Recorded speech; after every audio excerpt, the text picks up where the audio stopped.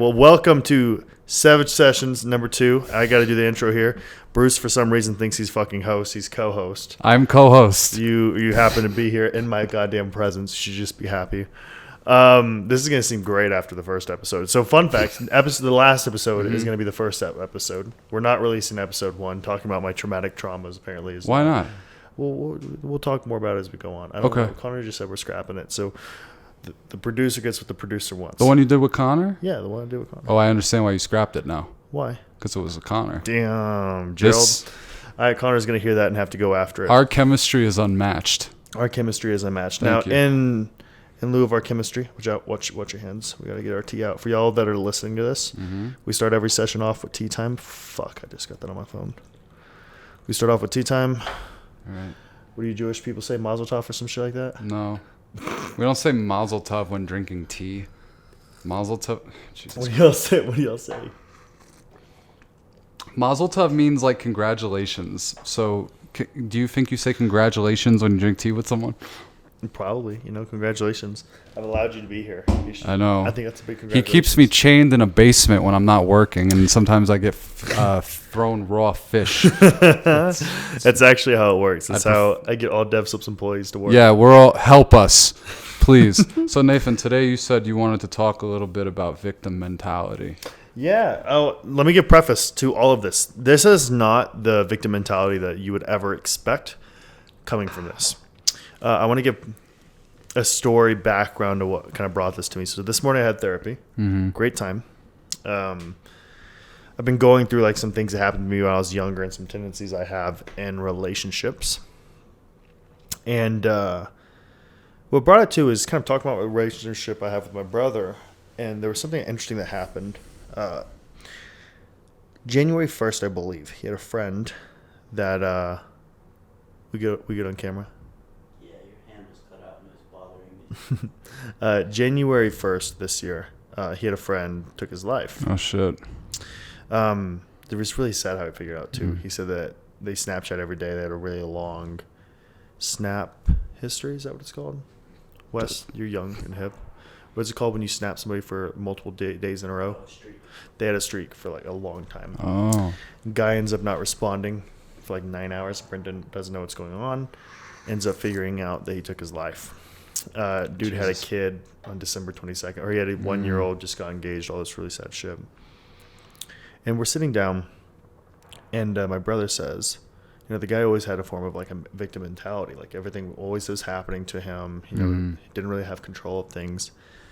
And in my enlightenment period is what I'll call it, in this process of going to therapy, I had kind of a different lens. I think that this idea that people have victim mentality, it's typically extremely degrading by right-wing individuals, right? And I think the way that we need to view this is that was his coping mechanism for how he viewed the world, right? He felt like he had no control of the world and that everything was just happening to him. And I feel like if we can just take a moment to be empathetic, that fucking sucks. Imagine feeling like everything is happening to you. You obviously had nobody to speak with. Yeah. If you took your life, whether it was a close friend of his, and he didn't speak to him about it. He only complained. He was complaining 24/7 about this and that. I'm anticipating or I'm expecting. And, I think a lot of the people who are listening to this might fall into that same pattern of thinking that they were being labeled as someone who's just a victim, right? I was a victim of sexual and emotional abuse when I was young. But I treated it as, it's just my job to become a survivor, right? Like this was a really shitty thing that happened to me. I didn't talk about it for a long time. I could have easily gone down the route of like, I am a victim. Everything is wrong with me. I lucked out. I think that's just all it is. I lucked out. I happen to have a specific like lens that I viewed the world through. Like I found healthy ways for me to channel that really traumatic energy, right? It was through music and it was through sports and then later into my career. And I really think it's unfair and that it needs to be brought to light in terms of the saying that people, you're a victim mentality. You're a victim. It's like everybody is an extent, right? And I think that we need to just have a conversation about how fucking unfortunate it is. If you feel like you have a victim mentality or people label you as that, how can we provide some hope? And we need to have the honest conversation. What benefit does it give you to feel like you have no control over anything? Right. Right? The world, everything just happens to you. Talking about accountability. Yeah. And so my entire goal of this is a healthy, safe resource for you to start having this internal conversation with yourself. And hopefully we could build a community where individuals can talk about this. Because without like speaking about these things and kind of acknowledging them, I feel like a lot of people with victim mentalities are very much in denial about their situation. So it's a lot easier to blame all these outside sources, like, oh, the fucking world's against me. But if you don't just step up and accept it, kind of like, not saying your part in things, but like what you can do to change them. It's like if something terrible happens to you, you can like dwell in that cave for years and years and years, or you can step out, fucking, make a decision to put it in the past and kind of move forward as much as you can. Absolutely. You always take that stuff with you, but it's like, so what, do you have any specific student experiences that come to mind when thinking about this? Well, I think that this is more, so I think it's important for us to kind of go to the current climate, right? We're talking about victim mentality. A lot of our students come from low income, low resource communities, right? That means a lot of them are minorities, right? African American community, Latino, Hispanic community. And a lot of these individuals think that there's like systemic racism taking them down. This is not the place where we're going to fight whether that's real or not. I think we can say that those individuals have it a lot harder. Right. Right. Yeah. It's like one of the beliefs I have is that just like, quite frankly, I think it's a class problem. Like when you have people from low income, like low classes, like low income classes, life's gonna be fucking hard, dude, for you to get that next step. And then if you add on having a name that interviewers aren't comfortable with and shit like that, I think it gets a lot more difficult, like just being straight up. And so when I bring it to victim mentality, when I hear this, the question we have to ask ourselves is, what benefit does it have? And I think that's where it comes to, right? You could say, everything is systemic. You're being targeted. No one wants you to succeed. The problem is, what do you do? Like, if that's your point of view, if that's your POV on the world, I don't hear, so do X, Y, Z. I don't hear that, right? Right. It just becomes like, it's hopeless. Why bother? Yeah. And if I think, is that called nihilism? I don't know. No, nihilism is when you don't believe in anything. Yeah. It's almost like, it's like nihilism in a sense though, right? Like you don't believe there's anything. There's no hope. Life sucks. And I think that, this is where we could take some rules from Stoicism. You can't control a lot of things. What you can control is your internal dialogue and your internal decisions, right? So if you're in an area and everything is fucking rough, there's no options for you. You know what you can do? You can choose to get a book. You can choose to try to build some form of mental fortitude, right? You can choose to try not to fall into the same things that the status quo is, right? We talk about this all the time. Anybody who tries to break status quo gets very uncomfortable. In fact, one of the first jiu-jitsu gyms I went to, I think it was probably one of the best jiu-jitsu gyms. It's the one that Connor trains at. They have an amazing coach. His name is Doug, probably one of the best coaches I ever had. And I think he was probably the most talented coach I ever had, right? Extremely good at jiu-jitsu, right? Very good fighter. He came from Brazil, right? Traditional Brazilian rules are, when you go to a gym, you stay at that fucking gym for life, right? You are tied to them. I was really interested in doing a different type of jiu-jitsu called no-gi jiu-jitsu. Now, when you do that, I said there's another gym in town, and I was like, hey, I'm gonna train there on the days that we don't do no-gi, right? I'm still a member of this gym, but I'm gonna do that. And I was breaking status quo some, right? People from the gym didn't do that. Right. It wasn't common. And it was purely my intent. I just want to get better at no-gi. That's all I want. I need more repetitions. I have the best coach. I'm just using this for additional practices. That was not status quo, though. Motherfuckers didn't do that. So when I broke status quo, man, it caused a massive rift, right? It made shit so uncomfortable. I ended up having to leave the gym, right? Like, didn't really accept me there anymore. I have hopes that I can go back and train there now when I go back to Lubbock. A lot of time has passed. But it's really unique, right? A lot of people are in that scenario. Like, hey, stop breaking status quo. Do it our way. Do it our way. Do it our way. Who do you think you are? You think you're just going to go back and forth? Who do you think you are? Exactly. This is what we get. And so bringing it back to this idea of victim mentality, what I would like to bring is just a healthy dialogue.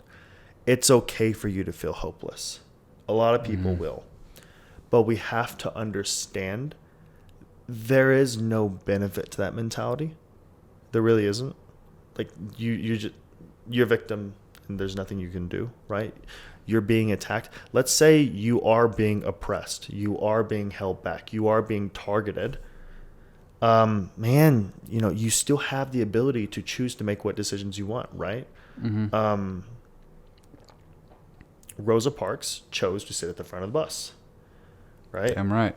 MLK chose to push against everybody at that time, right? He could have chose to not go the other ways, right? He could have chose to just fall back to the white man, right? But these guys chose to actually step up, and it's funny because I noticed that this month is the first month of Black History Month, right? Yep.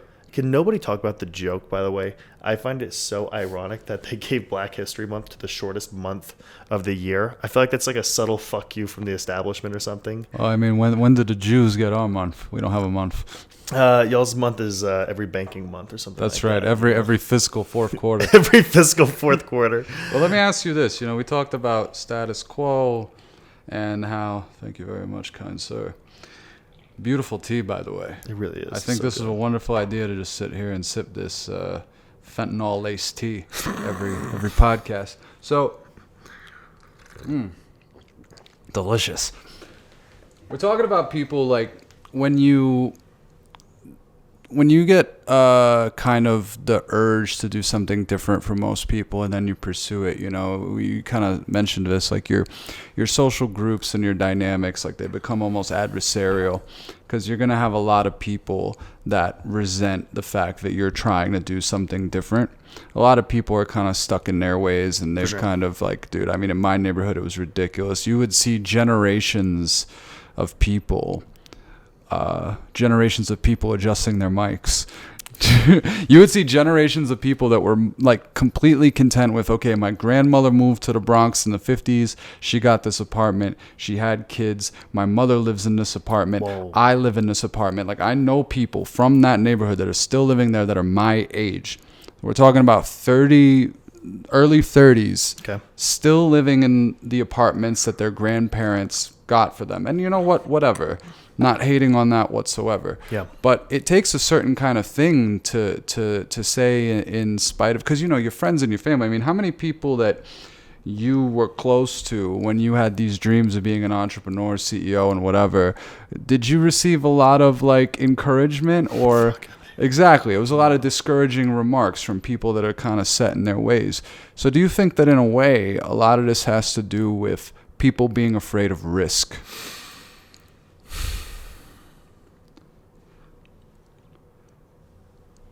And maybe settling into an idea of like, well, I'm comfortable. I live with my parents. I live with my everyone's here. It's okay. This is the way we do things.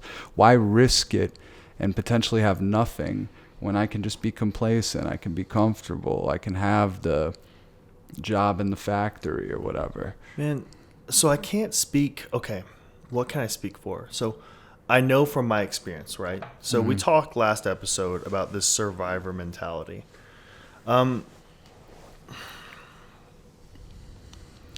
My experiences were from a young age, I had nobody to validate me for things that I went through, right? I had to kind of figure it out myself.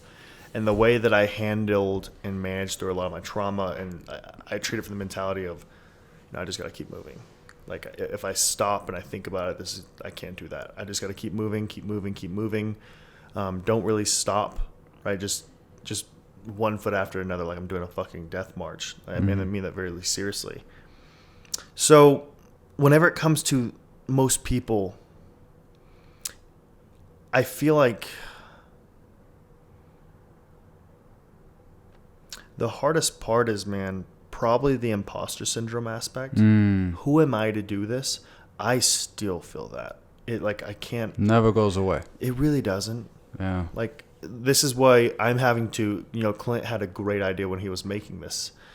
I struggled a lot with, how am I supposed to communicate with people? Am I supposed to be Nathan, the CEO, right? Mm-hmm. Am I supposed to be giving people advice, telling them what they need to do? Am I supposed to be the Tate, just saying things like, that's haram, Amazon bro. drop shipping. Yeah, Amazon drop shipping. And that's what we offer at Hustlers University. Dude, it's, I had to sit there, I think that what I can tell people is my experiences, what I went through, an open dialogue about people who are survivors, who are having a very hard time, who are in the process of making this transition. I think it's my job to be the advocate for those people.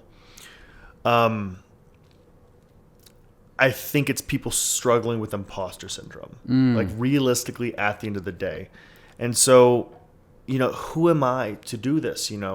I'm just a small person in the system. The system is built against me. That's true. But man, this is going to be funny. I'm opening up lyrics right now from a song by Meek Mill. Meek Mill, ladies and gentlemen. Philadelphia's own. Meek Mill wins.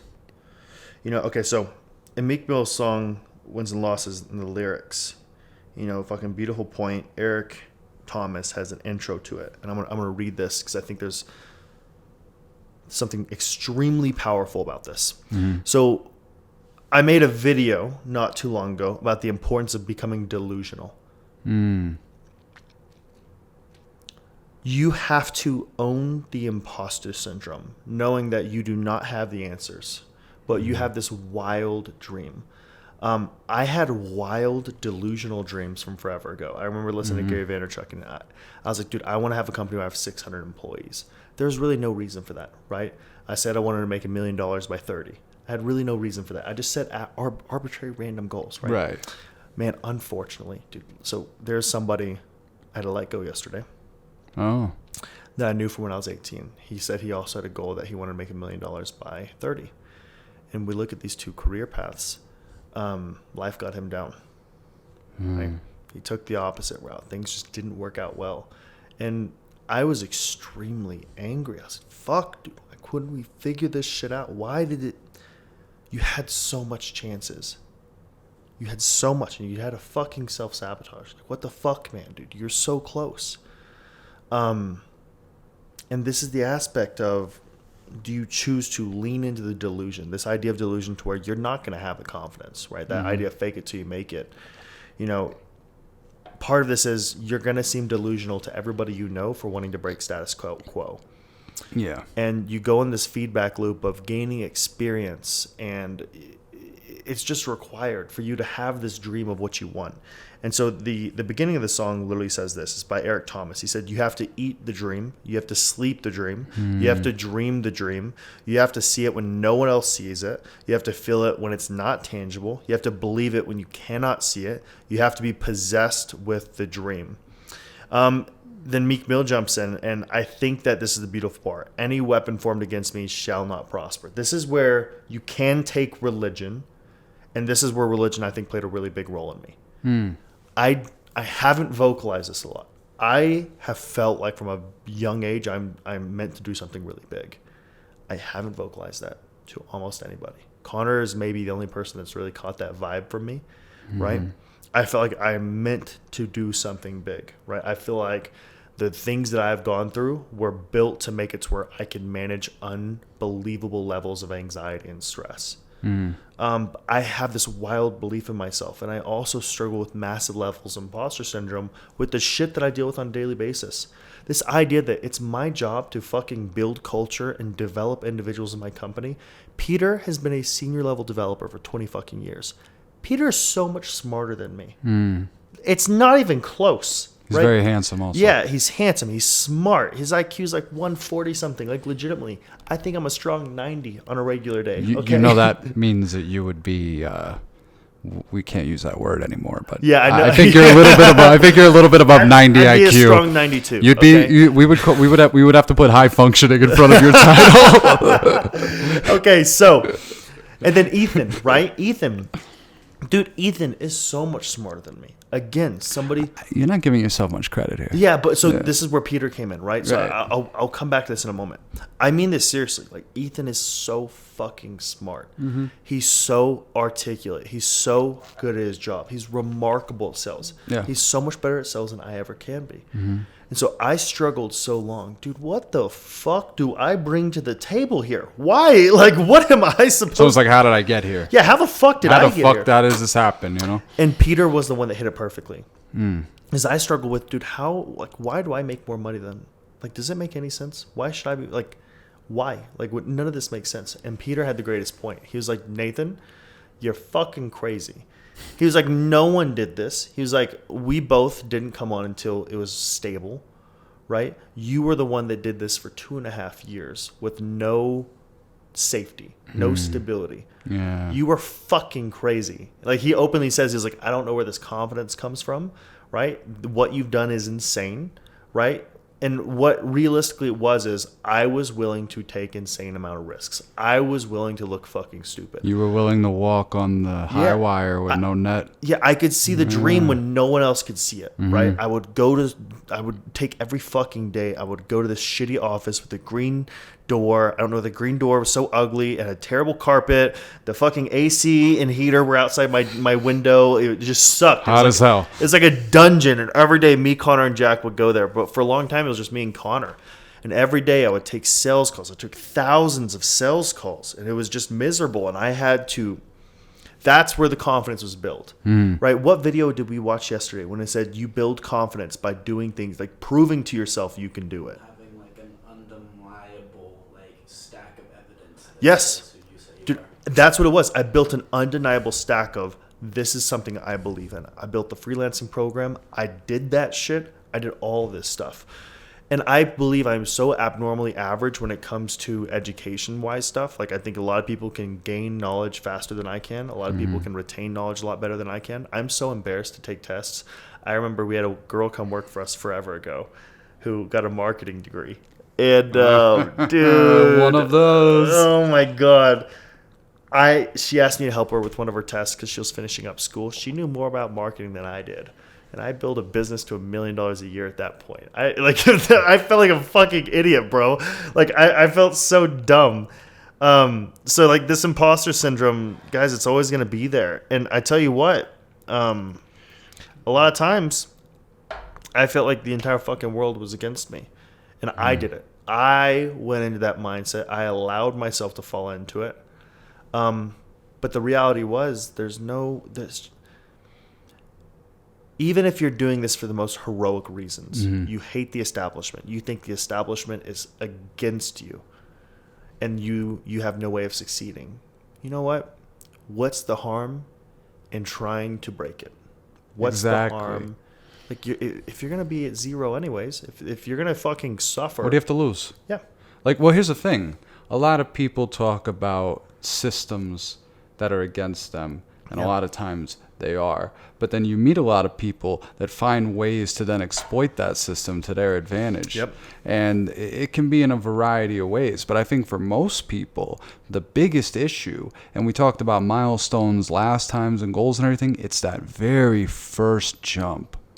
People are so fucking scared. I mean, we got a skydiver here off camera, a fucking adrenaline junkie who's helping us film here. Insane. And Wes, you've seen people as they're about to jump out of a plane and they're like, nah, not happening. I'm good, blood. I'm I don't good. wanna do that shit. I'm good. And I feel like for the majority of people that think of like, because everyone has dreams. Everyone has some dream of who they'd rather be. And after this, I'm going to tell you a little story about my mother that's very pertinent to this. But people look at that first step, that first risk is almost like jumping out the plane with no parachute. Like, I'm not going to survive this. But the truth is, it gets easier every single time. Yeah. Like, the first time is the hardest. I remember going on my first paid photography gig. Scared shitless is not the term. Okay? That's facts. I was fucking, I must have looked like I had done like meth or something prior to showing up to that thing because I was so goddamn nervous. It's like, there's all these people. The saturation concept. Oh, there's so many people doing this. What do I have to offer? Oh my God, that's so real. Right? Yeah. And then you get into this kind of fucking thing where it's like, well, what's the point? Because so many people are doing it. How do I even succeed? And we mentioned this last time.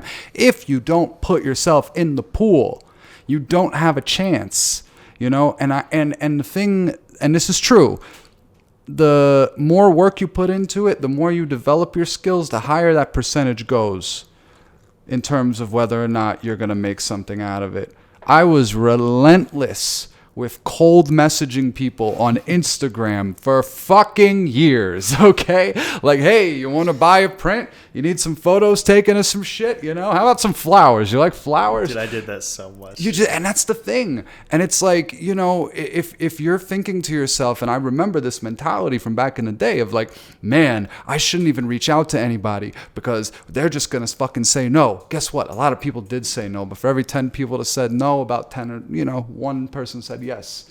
So it's important to build on that. I want to talk about dreaming for a second because you brought up something. I'll tell you a personal story about my mother. My mother was a very unique woman. Parents from Israel, Italian. Weren't they actually in camps too? Yeah. My mother's an Italian Jew. Her parents were in the concentration camps. How long was she in there for? I don't know. We didn't get a card saying how long the stay was, my friend, but my father used to scream, she's a Holocaust survivor child, you know, like. You could leave hotel. Yeah, you don't exactly get like, oh, hello, thank you for your stay in Auschwitz, you know. So, you know, my mother was the child of two very traumatized people. After the war, they moved to Israel. They had her in the 50s, brought her to Brooklyn when she was a child. So she was raised in between Brooklyn and Israel, had a fucked up childhood. My mother had this habit of coming to us and saying, I'm going to be on TV next week. And we were like, oh, really? She was a big fan of, remember the old soap operas, Young and the Restless, Bold and the Beautiful? She would tell my father, I talked to somebody and, I'm going to be on this show. So she had like this little typewriter. She would write out these scripts. Fucking things were like textbooks. And she would send them to these shows. And she came to us and she said, they read one of my scripts. I'm going to be coming on. I'm going to be the main love interest. Really? This Jewish woman with multiple sclerosis who the apple of everyone's eye. And we were under the impression that we were going to be rich off this because we were very poor, living in the Bronx, whole 9 yards. And I remember telling all my friends, my mom's going to be on TV. Fuck you. We're getting the fuck out of this neighborhood. I'm never going to see any of you people again. I go in her room. I find a package with one of the scripts and a red return to sender sticker and a letter that said, thank you for being a fan of the show. Unfortunately, we do not accept fan submissions. And we were all fucking devastated because we thought, we're getting out of here. We're going to be, she showed me Mansion magazines, like which one do you want to live in, all this different stuff. But the thing is, she went back the very next day after the fallout from that. You can imagine my parents screaming and fighting over this because we wanted to believe it. She wrote another script. That desire to dream never left her, no matter how irrational it was. And I never really thought I had a lot in common with this woman until I started a career as an artist. And I realized that I had that same delusion of grandeur that, one day I'm going to open my own gallery. One day I'm going to have an exhibit with my own wall. One day I'm going to sell over 100 pieces of art across countries and everything. If it wasn't for that in my blood, that idea that you could be something bigger than you are, none of this shit would have happened. I wouldn't be talking to you, shirtless. Dude, first of all, that's a fucking beautiful story. This is something to where me and Ethan were talking about this the other day, and we're talking about salespeople. Mm-hmm. And it was this idea to where I would take somebody overly ambitious and overly enthusiastic 10 out of 10 times over somebody who's the opposite. Like overly, it's okay to have massive goals. I would rather have somebody have massive, massive goals than none, right? Where the problems start coming up is that your mom continued to write those things, right? Did she continue to write those scripts? Yeah, she was a little off. Okay. To say That the doesn't least. matter. That doesn't matter. Yeah. The big thing is this. Where you get really nasty people is people who, I think probably the worst humans to be around are those that are overly ambitious but lazy. I mentioned Patrick David says this all the time. We'll probably turn this into a snippet and send it over to him. The worst people to be around are people who are overly ambitious, but they're lazy. The reason they're fucking horrible to be so around. many of those. And they're so just nasty. They're hateful. They're resentful. They think the world owes it to them. Yeah. And it's like Nick Sorrell made a quote about this. So Nick lost a lot of weight when he was younger. He had a kick-ass process. And we both used to be personal trainers. And I think there's some kind of psychological term for this. I forgot what it's called, but he said a lot of people will start a weight loss journey, right? It'll be, yes, I'm starting this weight loss journey. Here's a picture. I'm going to change my life in 90 days. So they post it online. They get so much likes, so much attention. They feel like it was just self-fulfilling. Like it was already done. The once-a-month gym post phenomenon. And they never do anything, but they got those pictures and it made them feel remarkable, right? And so they feel like they really accomplished it, right? And so, man, it's something that's a big bummer, but I want to bring this back to something. So you said earlier that saturation problem. Yes. A lot of people fall into this.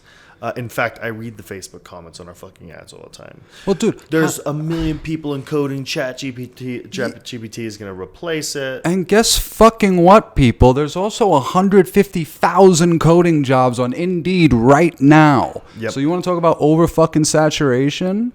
I mean, these are just more things that people feed themselves as reasons to not try. Go on. I'm sorry. I was very impassioned. Okay. And so I view it as my job to be the balance. Right. I get it. When you're starting from zero, there's no way you see the end goal. You're going to say shit like this because you need to. Sometimes we need to say this to justify the fact that we have fucked up so much, right? Like, we have to say these things to justify our mediocrity or justify the fact that we never made the jump.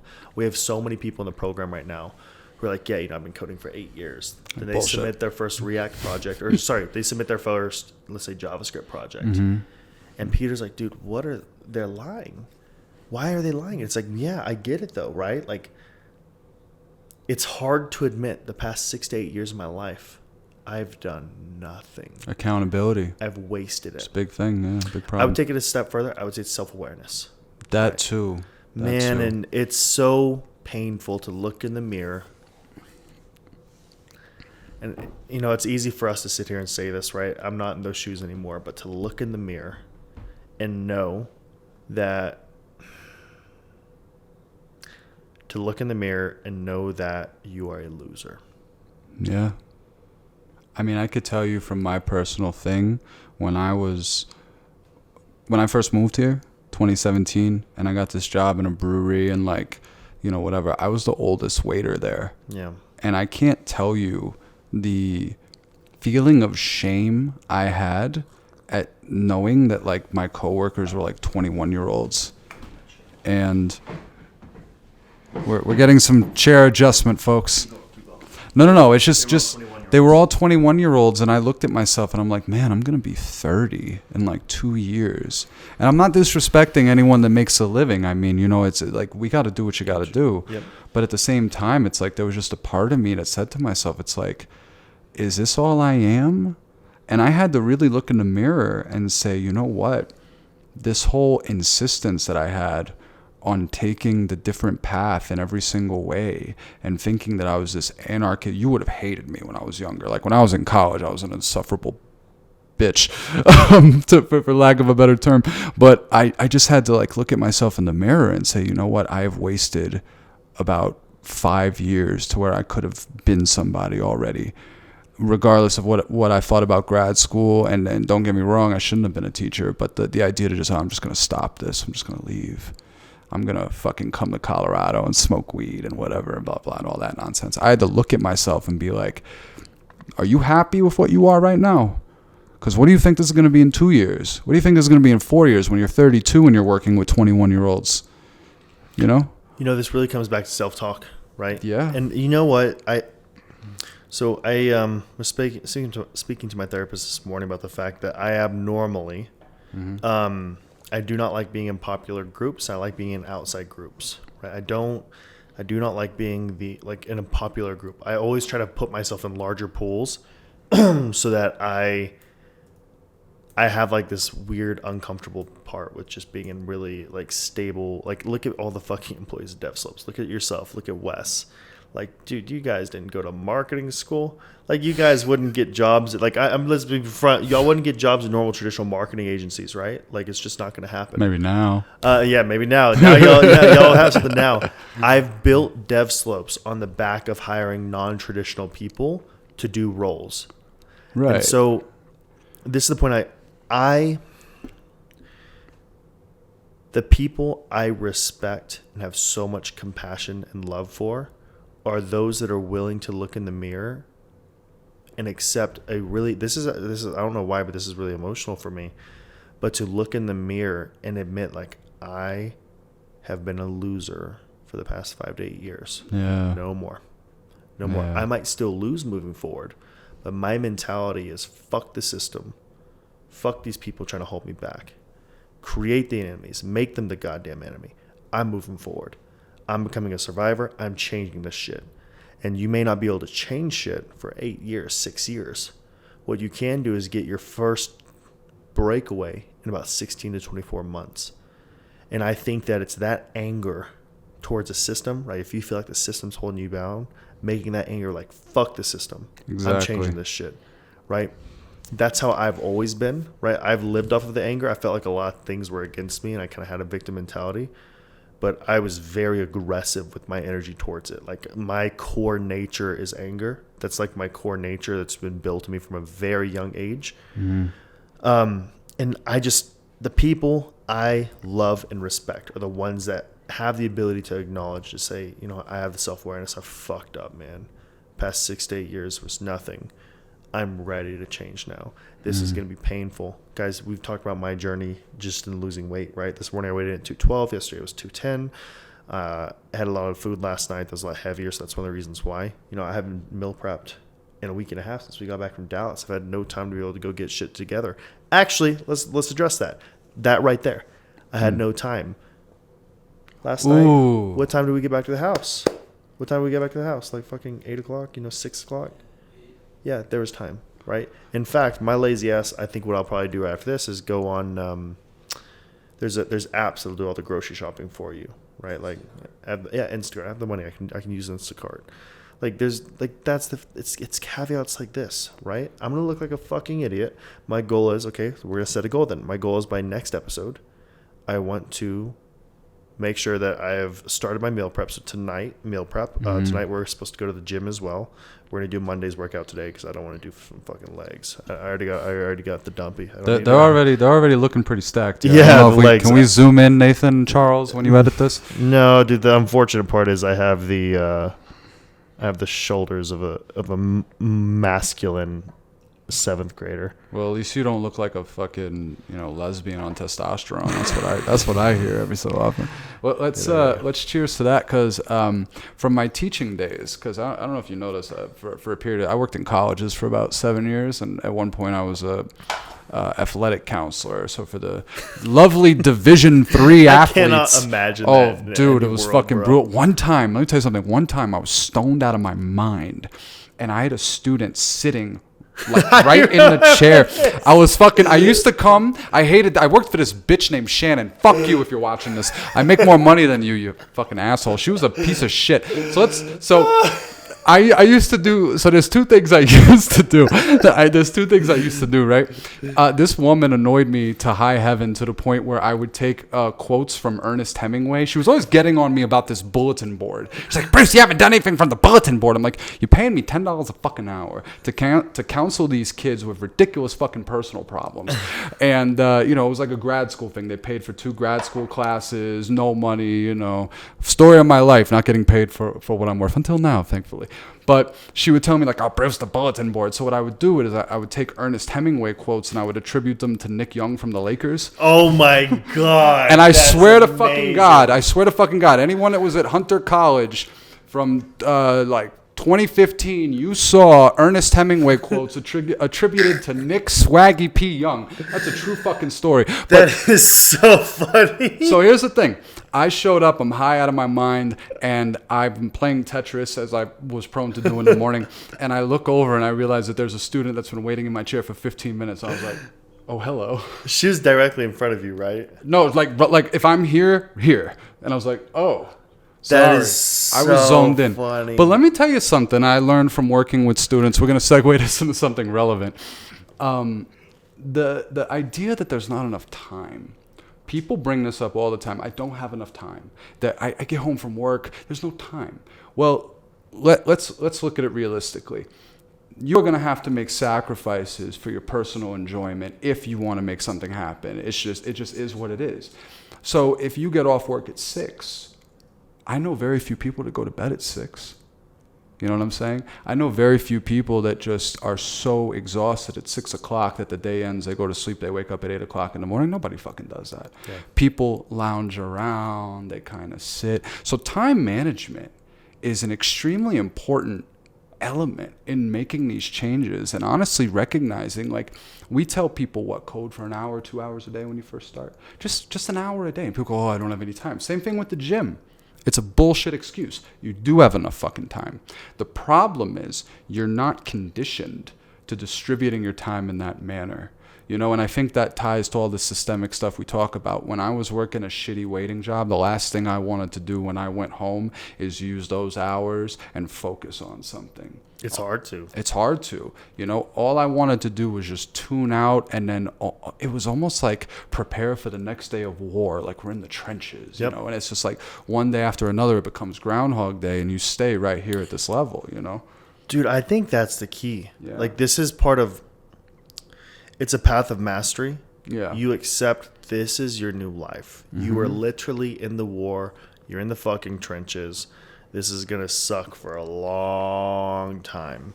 I think that's why I created so many external enemies that treat it like it's me versus them. It's me versus them. It's me versus them on like a daily basis. Like, I never really compete with myself.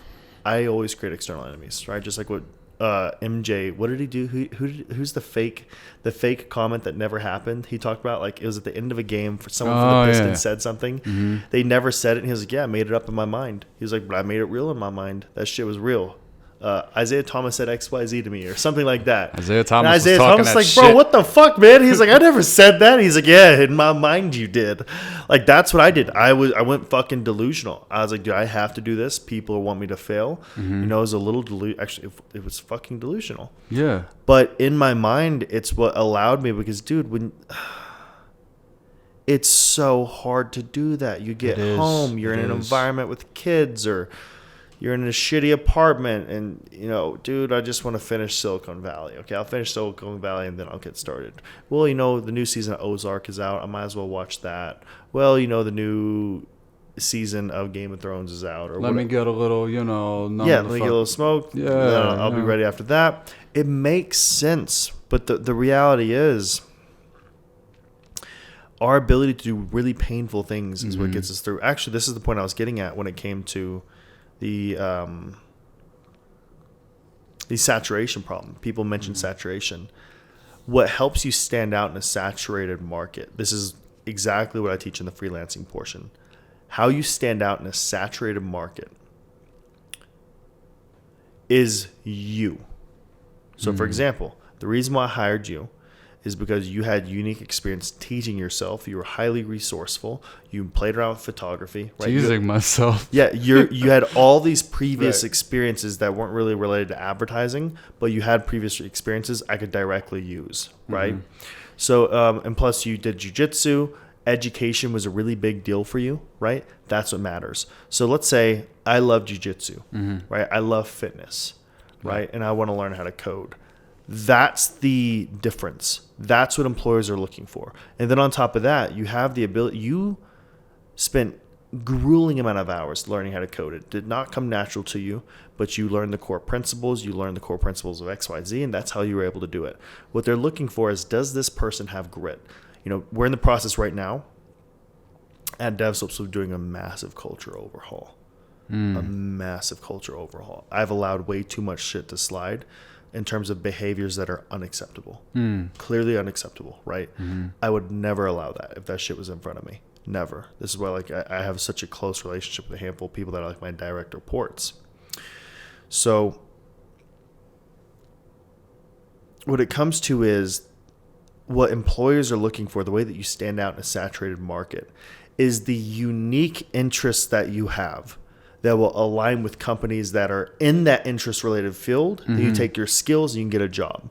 So you love fitness, right? Do you know how many fitness websites, software, stuff like that there is out there, right? You love psychology, but you want to learn how to code. Do you know how many HR softwares there are out there? Like everything along those lines. Therapy apps. Yeah, exactly. Jesus Christ. That's where we start catching the middle ground on how you stand out in a saturated market. It's where interests and skills align, you win in a saturated market, right?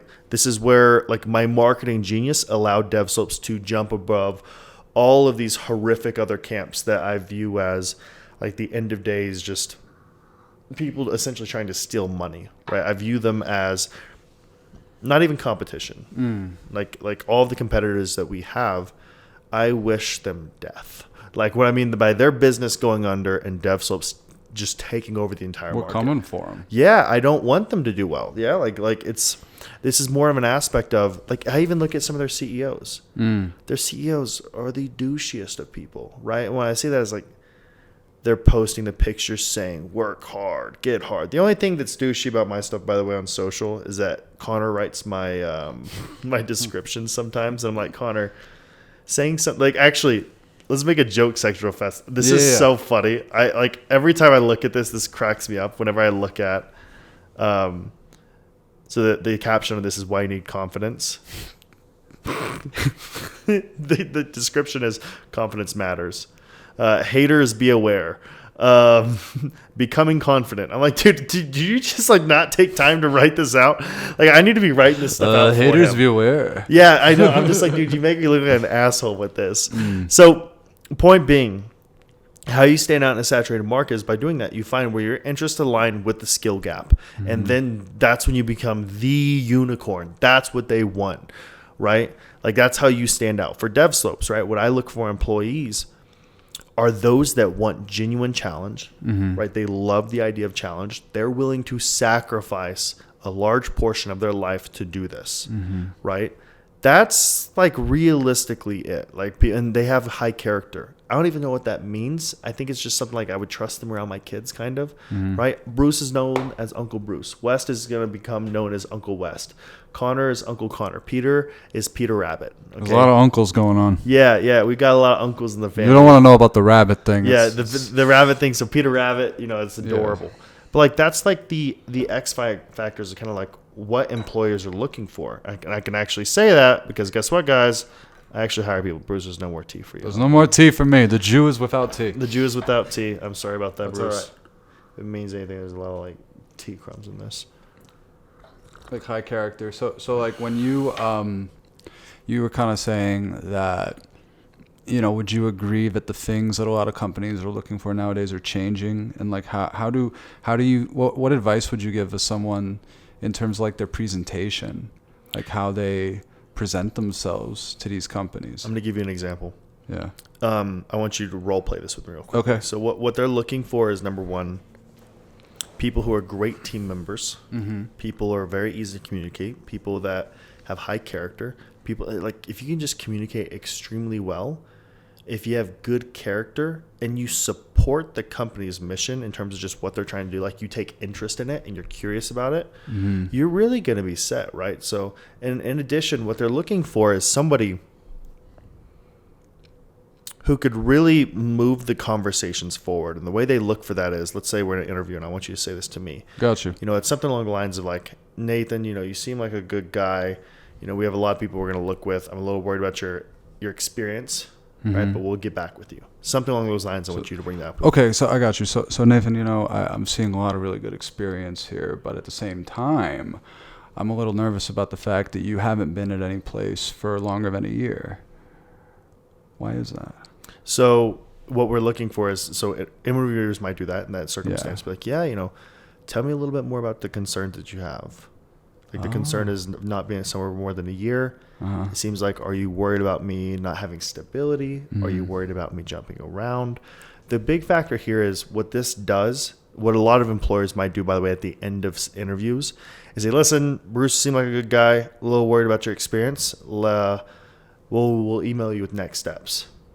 And most people are like, I just want to let you know, I think I'd be a great team member here. When do I start? Right? Like they accept it, and there's that false confidence. Yeah, or they'll be really weird.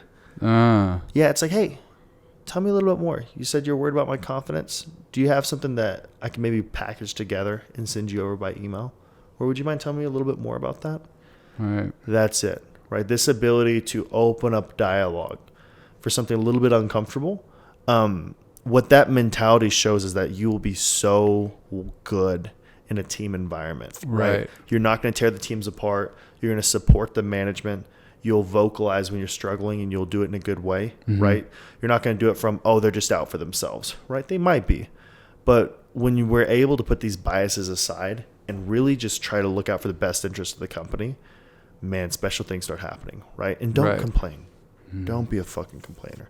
Like I have a thing about complaining. I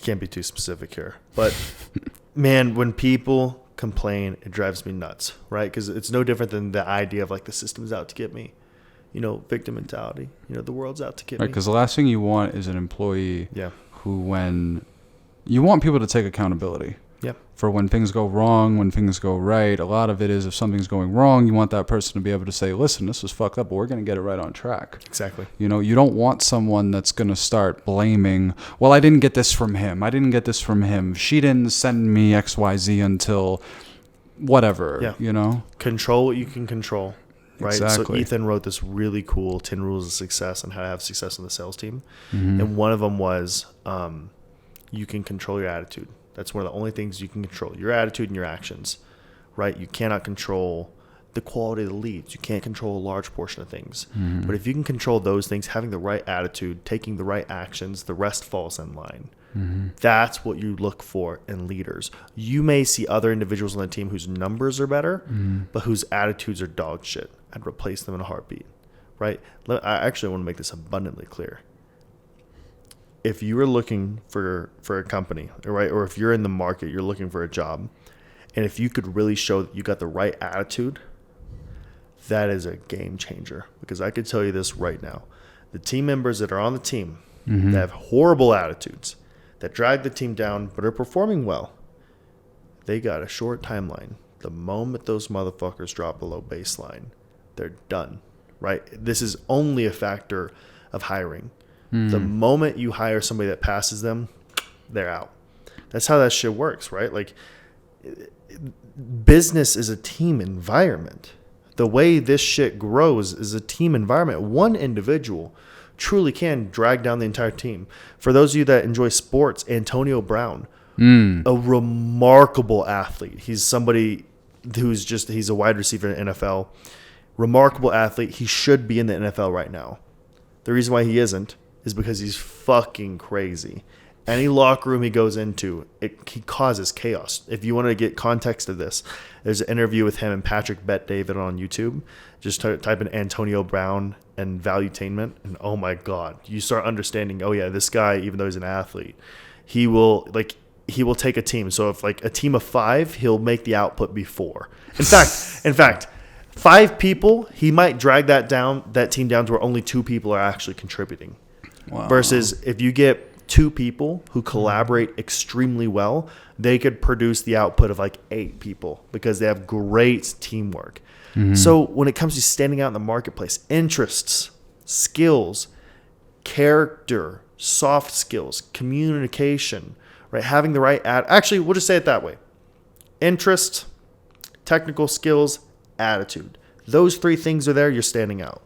Right? Yeah. That's literally what I've hired everybody for. Even when y'all didn't have the direct skills, y'all were extremely resourceful. You had the right attitudes. Dude, y'all would do anything for the company. That's why I trust y'all so much. I trust y'all around my kids. And if you have one of those pyramid of things, that is like exceedingly more developed than the other, you can bring the others up. Because I think what we were talking about when it comes to saturation, a lot of people have this mentality that I am not talented enough. I am not like gifted enough. Yep. But maybe you're likable. Yep. Maybe you fit in well in a team. And maybe with a year of experience, all those qualities accumulatively are going to be so much more valuable than, like what you're saying, some fucking prick that, he's really good at sales, but nobody wants to be around the guy. He's stubborn. He doesn't want to take direction. I think this is like a lot of what you're saying. It almost sounds like people need to have an approach to this that's removed from ego. You are not a star. Yep. Maybe you want to be one, and that's okay. I look at someone like, I'm not really a football guy, so I look at basketball and I'm thinking Russell Westbrook, immensely talented player, has not ever had success any team he's been to. Yeah, he's won games. How many rings does he have? 0. He's never going to win. Went to the finals once on the backs of Harden and KD, prime KD. He has never led a team to where they need to be, and every time he is in a team, he has great individual numbers, but there's no team success. You don't want to be that. Yep. Because then you know what happens? You're going to bounce around from place to place to place. You're never going to develop the skills. Like, a lot of this is social. Yep. A lot of this is like close relationships that you have to develop with people. You have to network. And if nobody likes being around you, like, you're not just going to like somehow fucking sprint beyond the pack and become incredibly successful if everyone thinks you're a jackass, Yeah. Well, man, I think that's the perfect way to wrap up right now. Man, we've gone from victim mentality, the importance of understanding that you can only control your attitude and your actions. That's right. If you can control that shit, bro, the way you stand out in a saturated market is through adding skills, interests, attitude. If you have those things, they all align. Right? And working on yourself. Maybe we could talk about that next time. How do you work on yourself? How does this manifest? I think I want to go through that. And I think on the next episode, I also want to go through imposter syndrome even more. Fuck yeah. Yeah, I think this is going to be a daily episode, to be honest. Where we talk about imposter syndrome. That shit ain't going to go away anytime soon. Because we have imposter syndrome right now. We all do. Straight up. These mics aren't real to me. How do we get them? All right, it's time to go get some food. What time is it? 1:15. I'm starving. Thank y'all so much for listening. Again, I'm going to hit the mic. You've been upset with me hitting the mic. I'm going to grab that. Well, I wasn't upset with you hitting it. I was upset with you fidgeting it around. Oh my God, why'd you hit the mic? All right, guys. Appreciate y'all so much for listening. We'll see you on the next episode. And you guys have an awesome day.